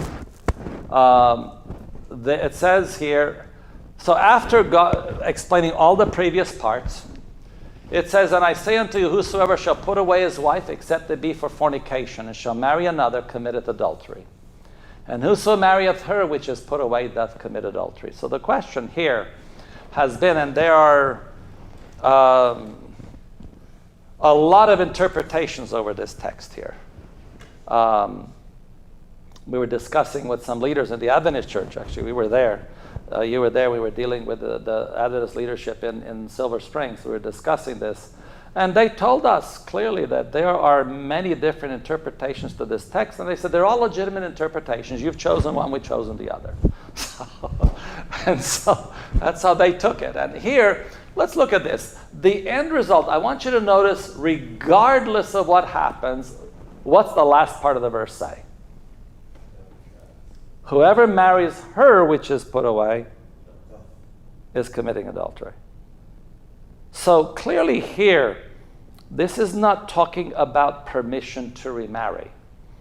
What we're looking at here, except it be for fornication, it's not talking about putting away his wife and then, except it be for fornication, you marry. It here is talking about if you put away your wife, and again, except it be for fornication, you've got to look at Matthew 5 as well, which says that you're causing her to commit adultery. Now, when I look at this, Matthew was written at this point. Apostle Paul wrote after Matthew. And I want us to look how we should interpret this verse. We don't use our own interpretation, but let the Bible interpret itself. So I want us to look at some very important principles here when we go into this verse. 1 Corinthians 7. Let's go to 1 Corinthians chapter 7. And I want us to look at the way Paul writes this. Unto the married I command, yet not I, but who? But the Lord. And what does the Lord say? Let not the wife depart from her husband. But, and if she depart, let her remain what? Unmarried. Or what? Be reconciled to the husband, and let not the husband put away his wife. Okay. So I want us to look at this, the way this verse is read here. He says, I'm not saying it, but who? The Lord. So now I want us to look, what does he mean by that? Actually, we're going to need to open your Bibles real quickly here. Let's go to 1 Corinthians chapter 7. I don't have the verses up there for some reason. But I want us to look at something there. 1 Corinthians chapter 7. And because we need to understand the terminology here. 1 Corinthians chapter 7.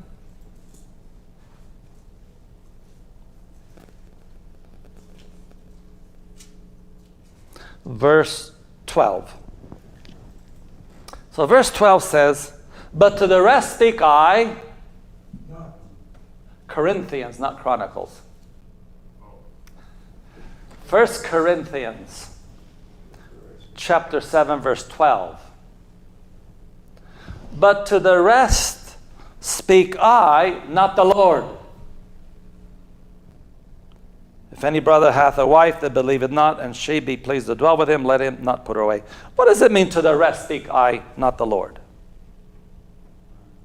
The rest of the sentence, the rest of the argument. He definitely was not speaking without inspiration. Let's understand this, because a lot of people tell me that Paul is now giving his own opinion. That's what I was suggesting a while ago. But let's evaluate this. Is Paul now giving his own opinion? Because I want you to look at this. You know, because verse 10 says, unto the married I command, yet not I but the Lord. So verse 10, who is speaking? The Lord, right?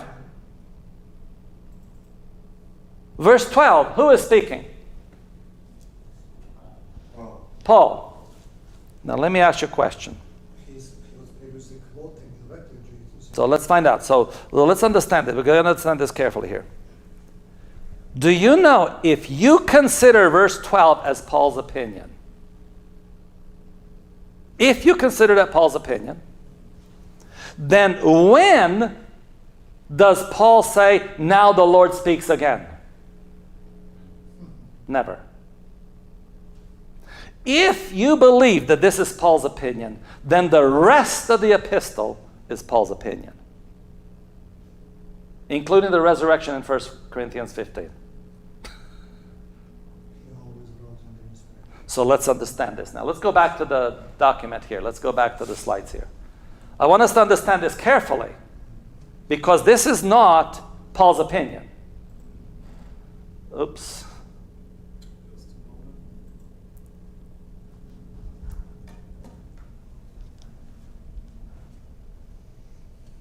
Okay. So when it says, unto the married I command, yet not I but the Lord, let's understand the wording here. Because in the following verses, verse 12, it's not Paul's opinion. But he distinguishes between verse 12 and verse 10 and 11. Verse 10 and 11, he says, it is not I but the Lord. But the rest of 1 Corinthians, he says, it's me. But what does it mean it's me? Let's go to 1 Thessalonians. When Paul writes in 1 Thessalonians 2:13, for this cause also thank we God without ceasing, because when you received the word of God, which ye heard of us, you received it not as the word of men, but as it is in truth, the word of God, which effectually worketh also in you believe. So verse 12 is what? Paul's opinion? The word of God. It's still the word of God. But how is it the word of God? You know, 1 Corinthians was his inspiration in 1 Corinthians has been questioned, by the way. Acts of the Apostles says Paul was an inspired apostle.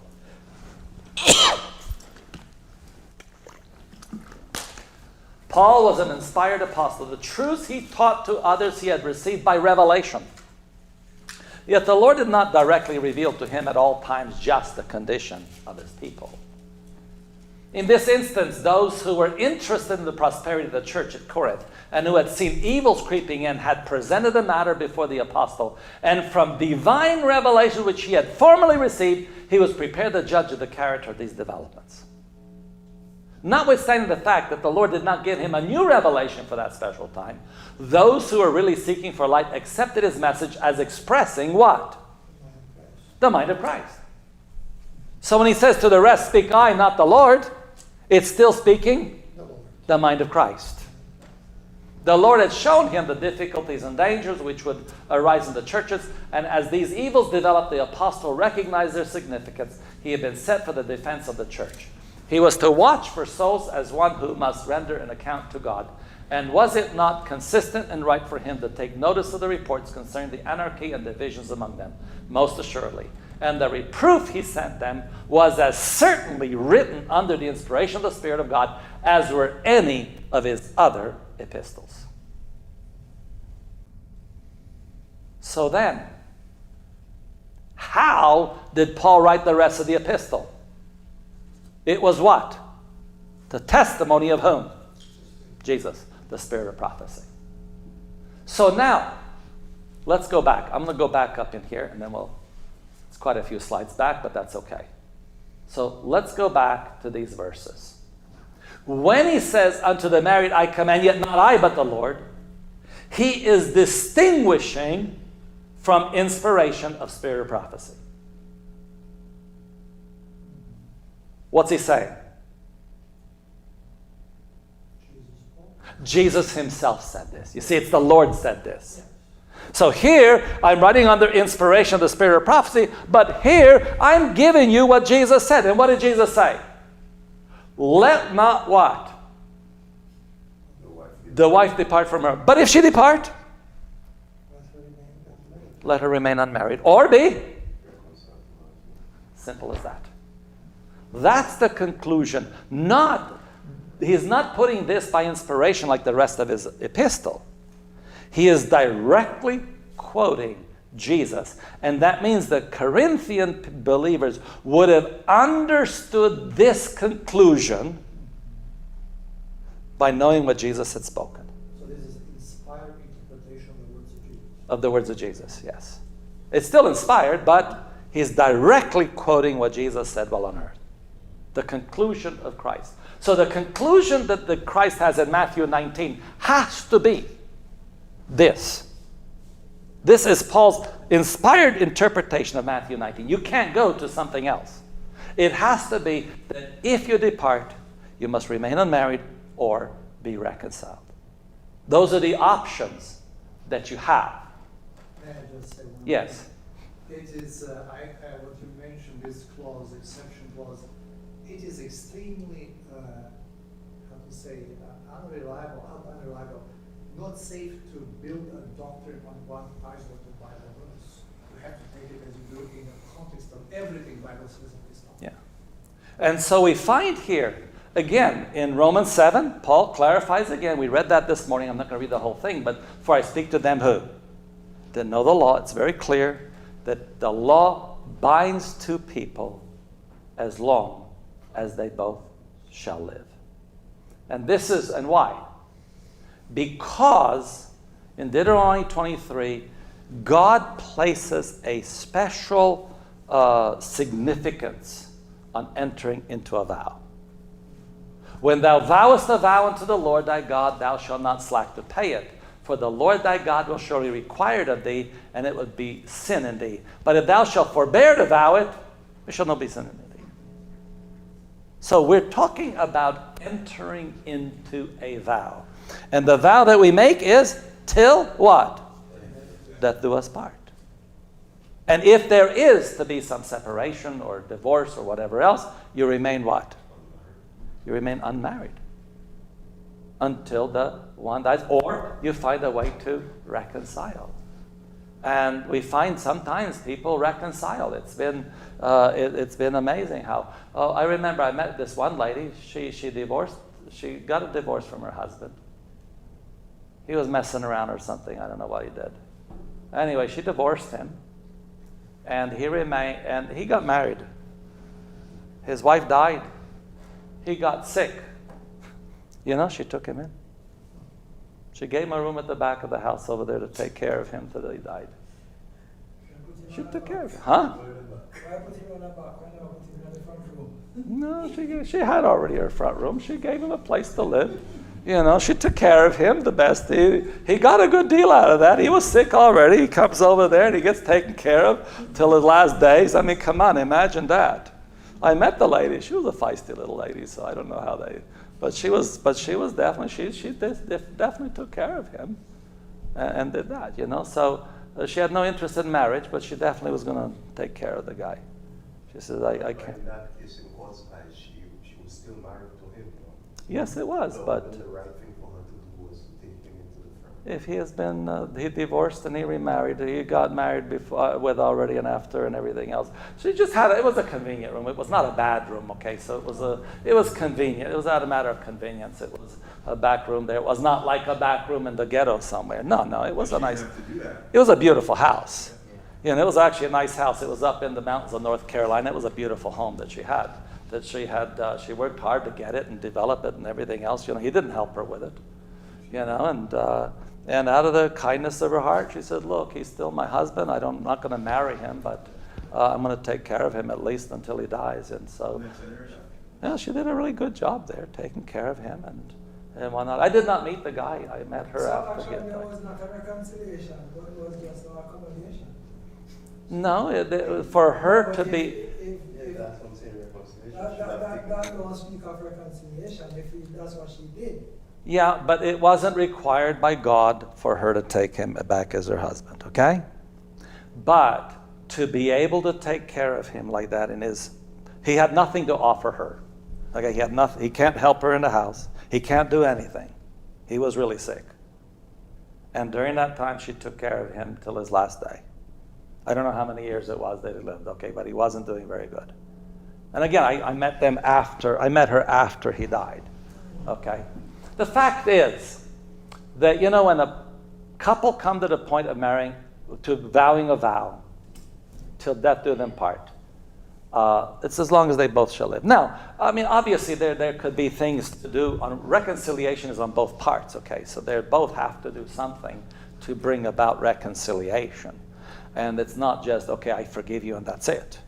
Okay, so, you know, I think she still did, from what I gather, she did a very good thing, you know, to take care of him regardless. She never left him on the street.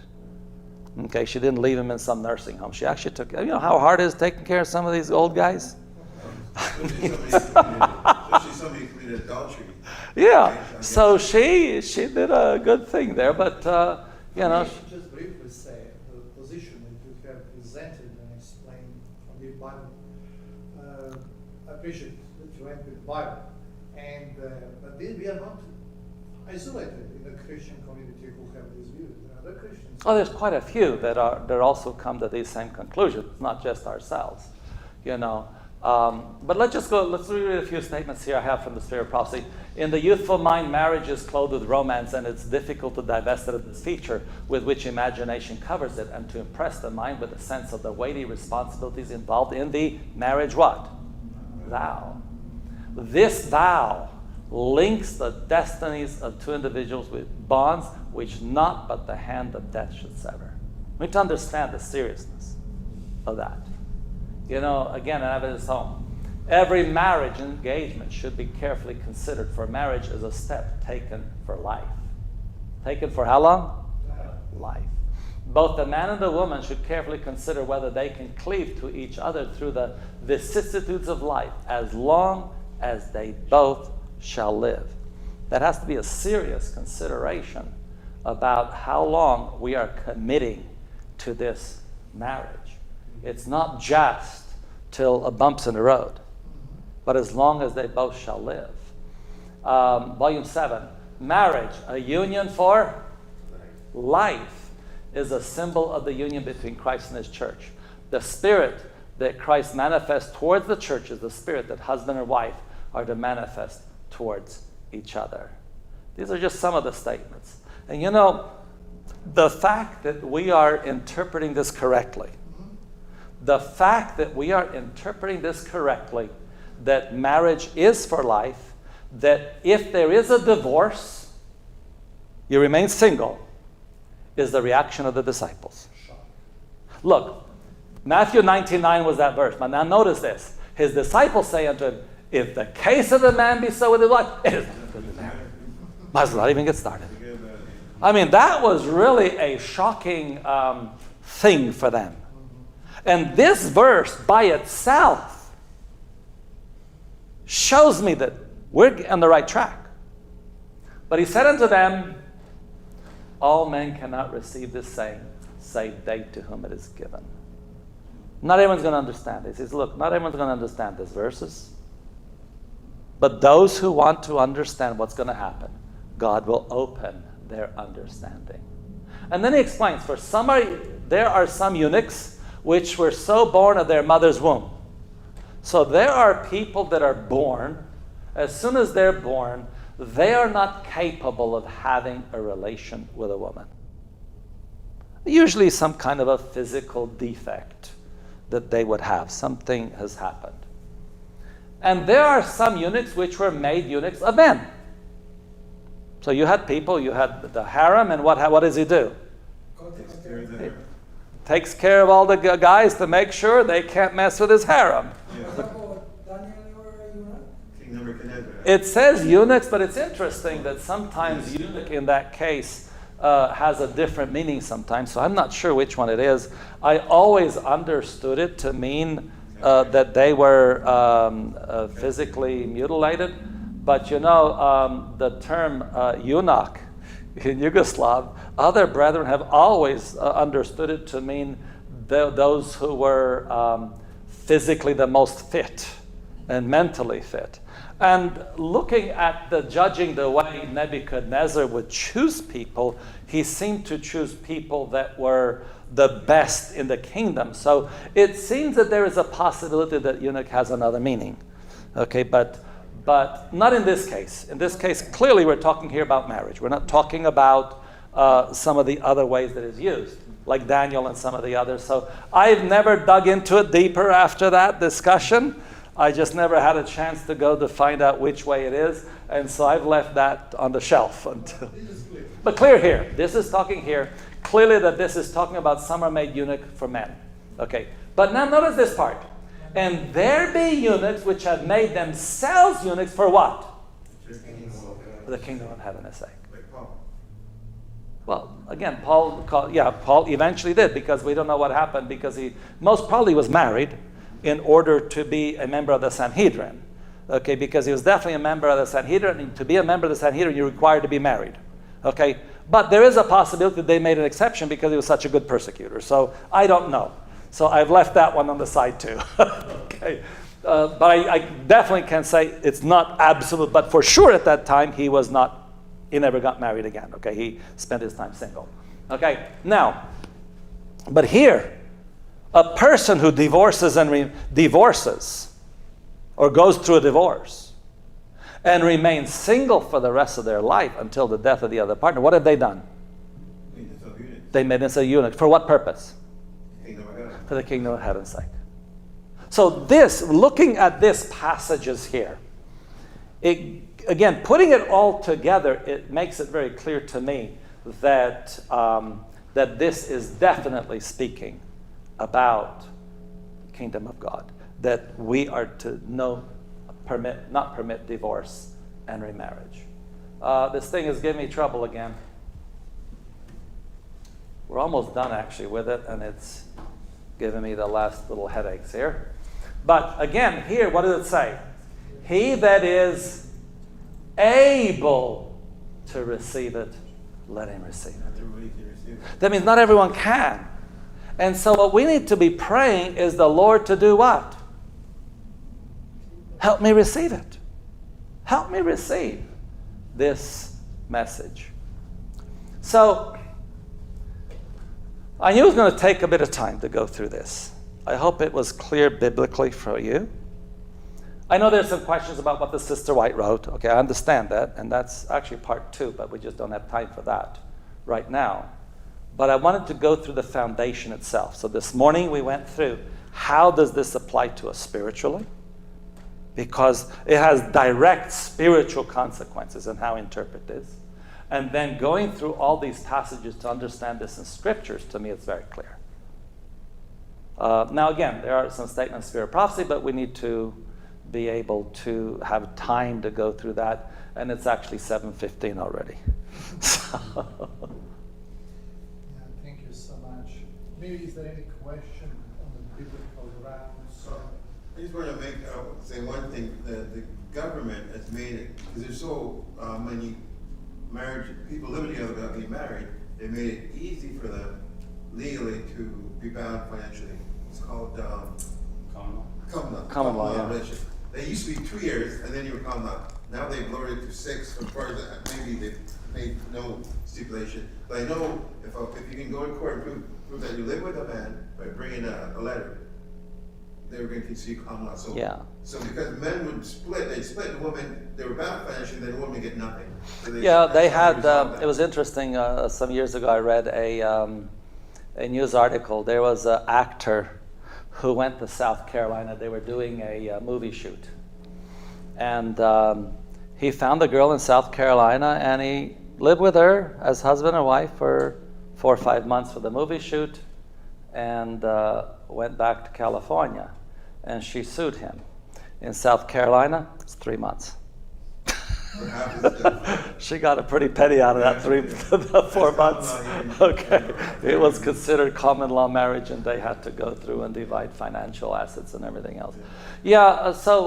But the thing is that what the laws are doing today is really making it tough on the law of God. They're trying to get more and more the law of God to be thrown in disrepute. Because if the devil can confuse marriage, this is why you have the divorce and remarriage rates, you have homosexual marriages, you have trans people, you have what was it that was in France recently that they questioned, can a man give birth? And they said yes, because a woman declared herself a man and a homosexual at the same time. So she then had relations with a man, but she's a man, and now she's giving birth, and they say that's a man giving birth. Excuse me, they're getting so confused with all this stuff. And what we need to understand is that we're living in the last days, and we need, if the Elijah people are going to stand up, they're going to stop this.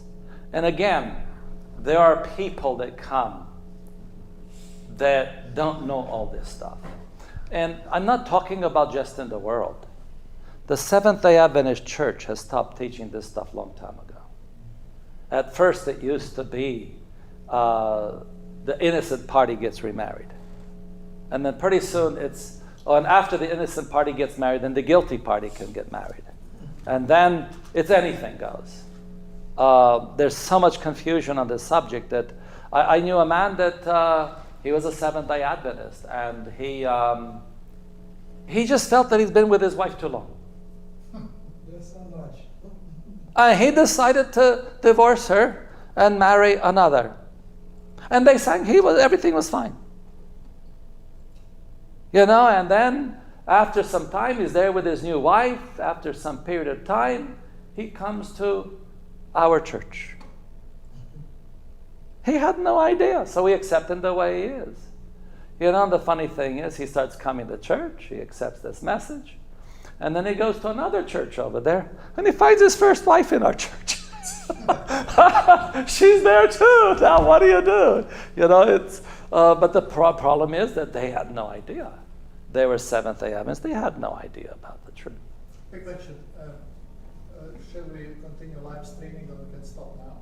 Well, the thing is, I don't know. Is there any questions that we have before we decide what to do? I have a question. Yes. If a woman married to a man, right? The man cheats on her. She divorces him. After a while, she gets married to another man. The man did the same thing, cheats on her. She divorces him. Now, after she married her third husband, then she divorces the third husband.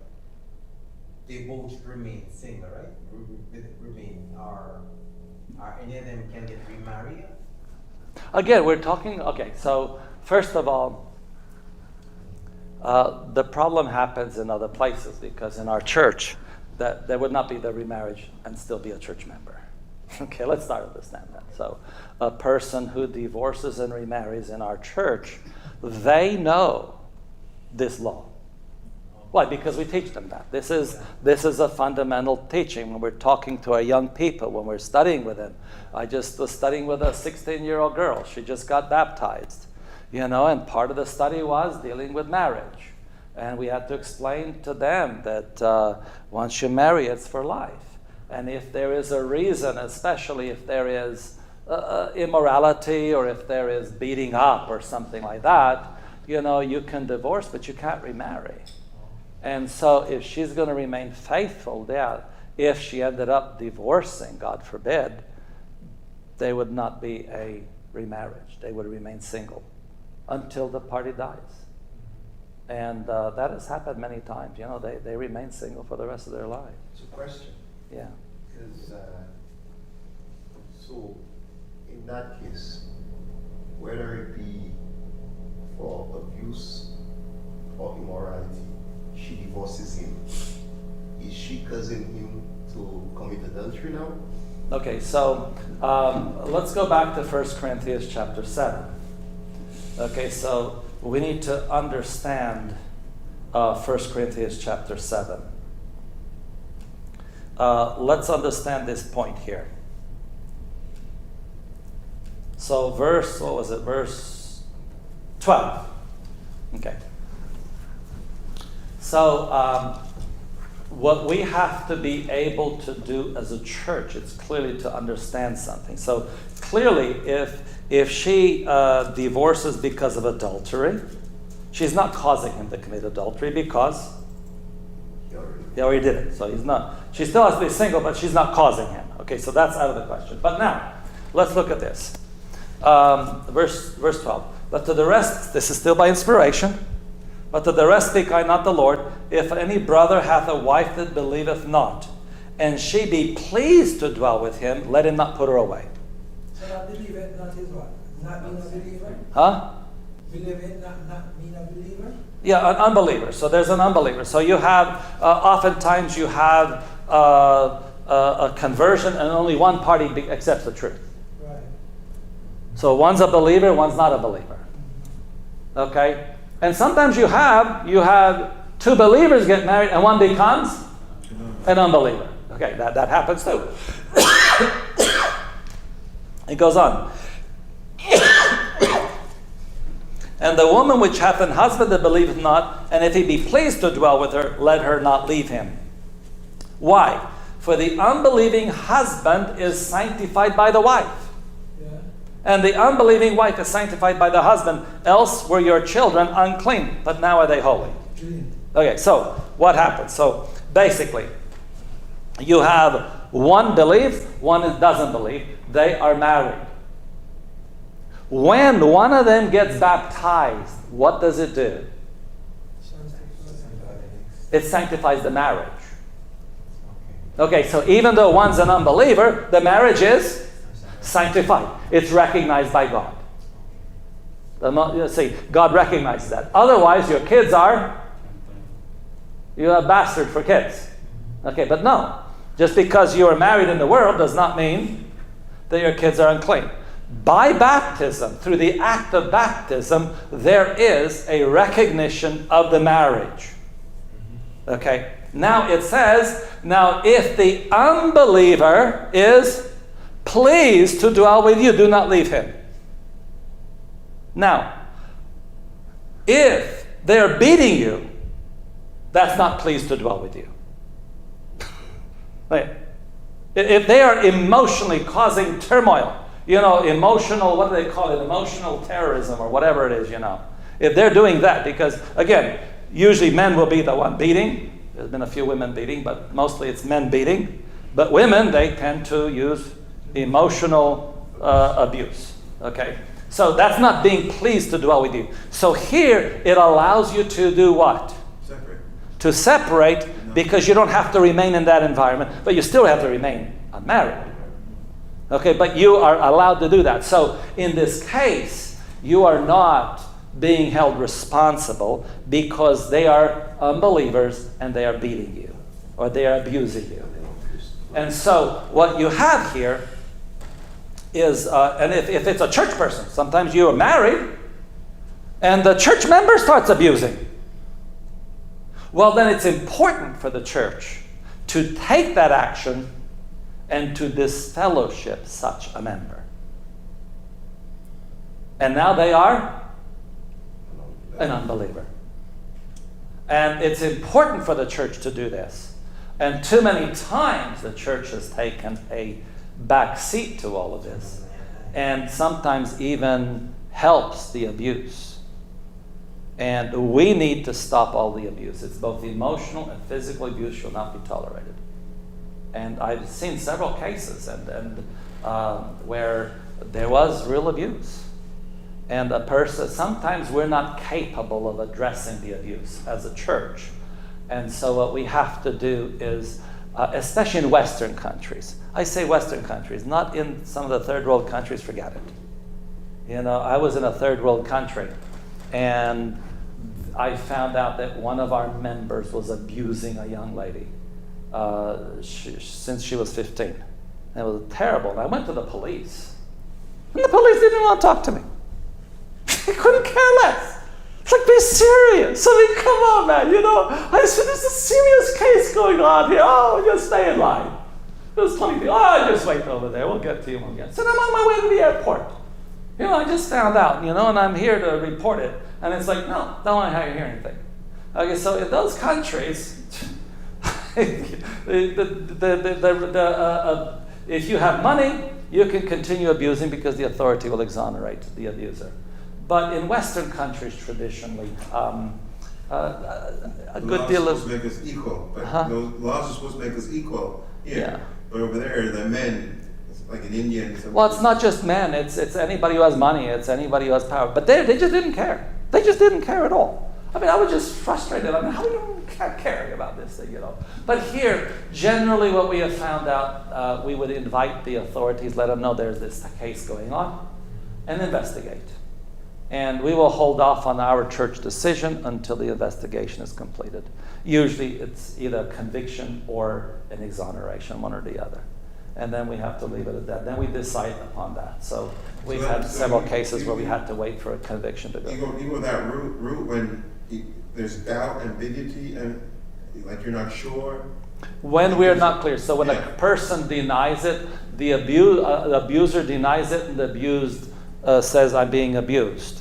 Then we can help them get out of the situation to provide some relief. But let the authorities do the investigation to find out what the situation is. And we've had cases, they deny, and then they end up thrown in prison for a few years. And now they can think about their denial for a while. Okay, So once they are convicted. Tell the truth, and they say, no. So you had no choice but to go to the authorities. Well, we have that. If somebody abuse, now, if it is child abuse, for example, if it involves child abuse, then we're required actually to refer to the authorities anyway, even if the person admits. So we've had a case where a person admitted to child abuse, and we had to go to the authorities. But in their case, they admitted it, but they didn't think it was that bad. A question. What is the status of divorce and marriage currently? Adventism, what is, to your knowledge, official position? I don't know what I know in practice it doesn't really matter. So I've seen cases where individuals they divorce, they remarry, and they're all in the same church. They come to the same church. They go in the same church. I knew one guy who used to be in our church, and he decided to he wanted a younger model of a wife, and because she was getting older, just like him, and he decided to switch over. And there he found a younger lady who wanted a European husband. And they went to the fancy church there in Sacramento, the big church there in the center of Sacramento, And he was sitting up in the balcony because she was wealthy, actually. She wanted a European guy, and she was wealthy, so she took him up to this balcony where all the wealthy people sat, and his first wife was down there. I mean, so a lot of that happens. So again, we have to understand. So what exactly happens? I don't follow. I really don't. I don't follow what's happening. I know that there were several cases like that simply because it was personal involvement I know that in some way. historically a guilty party was not allowed to be restored to church membership, but now it's been baptized and they can be restored. I don't know. I've heard of cases where people they left the church in disgust because they were even having communion. 1 week the guilty party was there, and then they all had communion together. Yeah. So they didn't question anything. I don't know if anything was done to them. In a lot of cases, I've heard cases where they just simply moved to another church, and they continue as if nothing happened. And so, again, I don't follow it. Okay, so what's happening in the Adventist church? By beholding, you become changed. And if I would spend my time trying to follow what's going on, especially in those areas in the Adventist church, we're going to become just like it. So I don't do that. My point is what you said in the beginning, which is extremely important. If we are Elijah, we have the mission to do the work of John the Baptist and Elijah today. Clearly. And you cannot really represent reform through Adventist message unless we do this task. Yeah. Very true. So I hope it's clear. Read it through. I have to see if I have a document that I've written this stuff out a little bit more. I definitely have notes in People of the Ark for it. Maybe you want to copy some of the notes. Brethren, some have the book. If you have the book People of the Ark, go to Till Death Do Us Part. But do read the first part, which is Married to Christ First. It gives a little bit of a different picture to everything, and then go through the actual documentation. We address some of the statements in the Spirit of Prophecy, but I found some more statements since People of the Ark was written. I haven't updated it since. I need to update some of the statements there, at least to have it available, to bring some of the statements about it, or why we believe that she prophesied a reformation on that point. Final question, what are the chances to have you again as a teacher here for Bible study? Well, I just found out today that I'm coming back to Toronto in 2 weeks. But just for the Sabbath. Just for Sabbath morning. It won't be all day. Friday night I have an engagement somewhere else. And then Sabbath morning I'll be here. And then Sabbath afternoon we do have the youth meeting in Puslinch. And I do support the youth. Okay, as much as I enjoy all these other things, my full-hearted support is with the youth. So when they have a program, I want to be there to support them. I've been building relationships with some of these young people since they were kids. Okay, so as children, I've been playing with them. As they get older, I'm there to help them. And I found out this week that one young lady, she used to come to Roanoke quite a bit. And somehow we developed a nice little bond there. And I urged her to come to this class, the seminar we had this week, and she said she can't come. And then I found out this week that she was behind on her schooling. She did 13 days of schooling in 3 days so she can come to the seminar. So I want to continue those relationships with these young people, and so they need to know that they are a priority. We don't want to compete with that. Yeah. However, maybe it's okay sometime through Zoom, maybe to have a study. It's possible sometimes, but it's kind of hard with me on Zoom. So, simply because once I leave here, imagine here me trying to have a Zoom thing somewhere else. It'd be very impossible. So I really devote all my time in a place when I go, and so Zoom has taken a little side thing. As much as I loved it, the convenience of it, but at the same time it's been kind of hard to do that. But definitely for Sabbath Divine Service in 2 weeks, I plan to be back.